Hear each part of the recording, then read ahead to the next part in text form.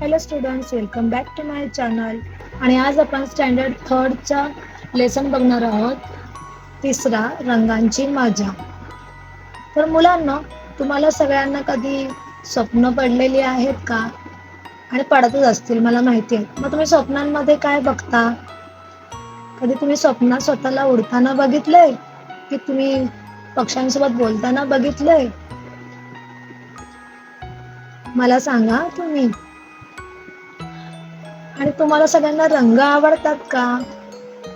तर तुमच्याच वयाच्या एका मुलीची ही एक गोष्ट आहे, जिचं नाव आहे शुभदा.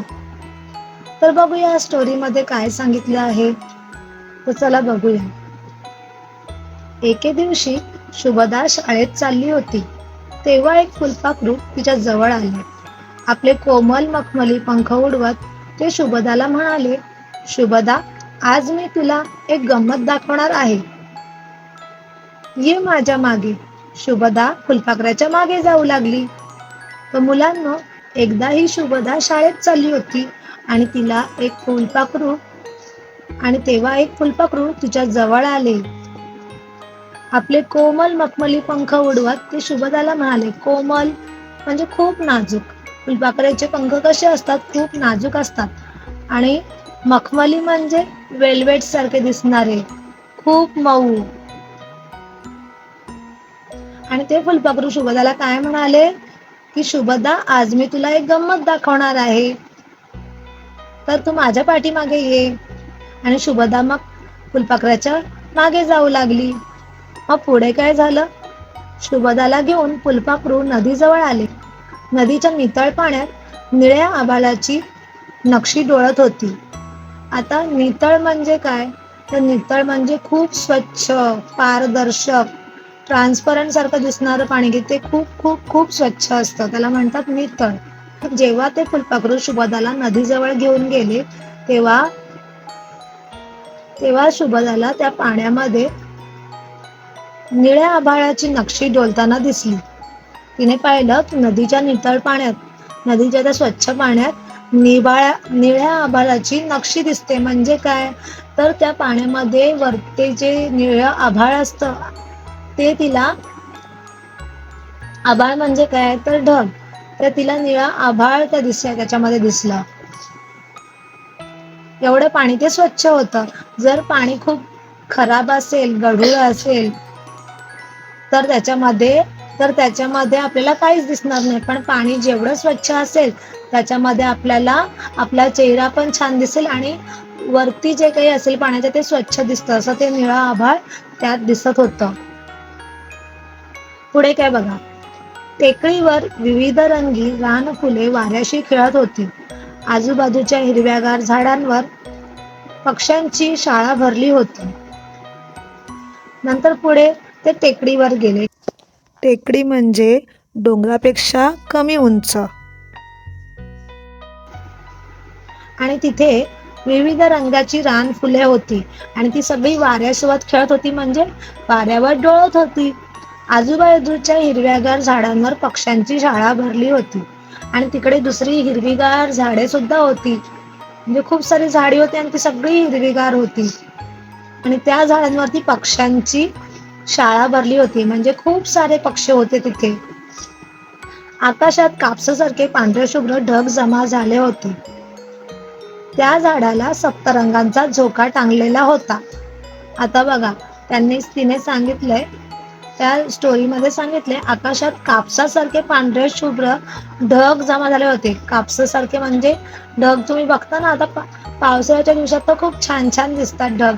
आकाशी कलरचे, म्हणजे निळ्या रंगाचे, व्हाईट कलरचे, किंवा मग ग्रे कलरचे, ब्लॅक कलरचे, असे ढग आपल्याला पावसाळ्यामध्ये वेगवेगळ्या रंगाचे दिसतात.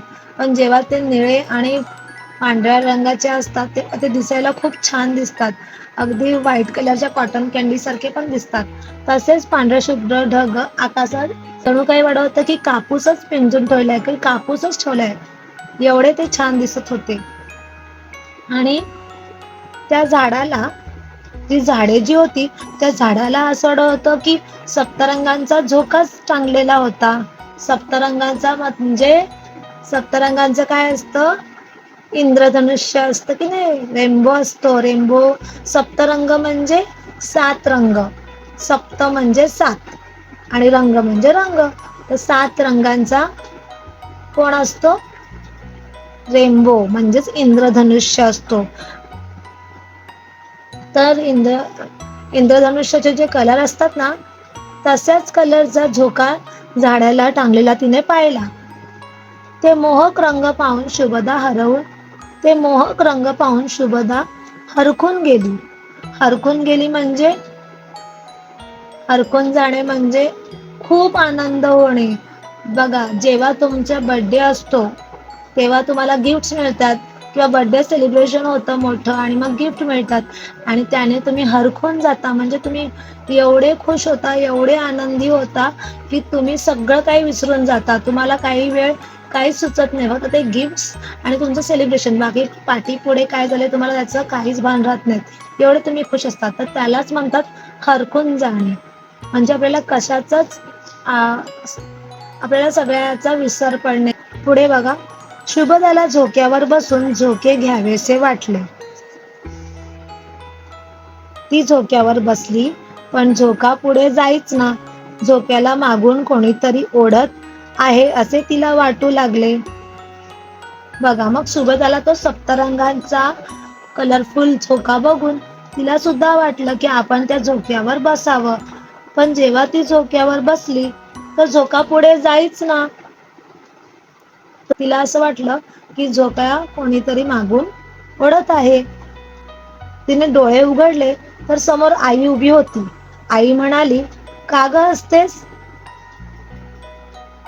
शुभदा हसतच म्हणाली, "मला ना एक गोड स्वप्न पडलं." "असं काय होतं स्वप्नात?" आईने विचारलं. बघा, जेव्हा तो झोका पुढे जातच नाहीत आणि तिला जेव्हा असं वाटलं की मागून कोणतरी आपला झोका ओढतंय, तेव्हा तिने डोळे उघडले आणि डोळे उघडून बघते तर काय समोर आई होती. म्हणजेच शुभदाला ते जे स्वप्न पडलं होतं, जे ती सगळं आता सांगत होती ना, ते खरं स्वप्नात तिने पाहिलं होतं, खरोखर नाही.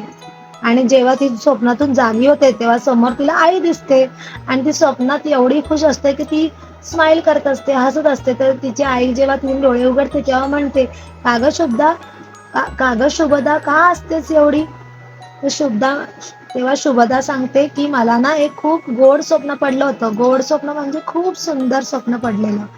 तर मग तिची आई विचारते की काय होतं त्या स्वप्नामध्ये? तर शुभदाला एक आयडिया सुचते. "थांब हं, दाखवते तुला." शुभदाने तिचे स्वप्न कागदावर रंगवले. शुभदाने जे आपल्याला स्वप्न पडलं होतं ते एका कागदावर रंगवले, म्हणजे चित्र काढले आणि रंगवले. आईने ते पाहिले आणि म्हणाली, "अरे वा, सुरेख, अगदी तुला आवडणाऱ्या रंगांसारखे." शुभदाचे चित्र पाहून आई म्हणाली, "किती सुंदर चित्र काढलंय." सुरेख म्हणजे सुंदर.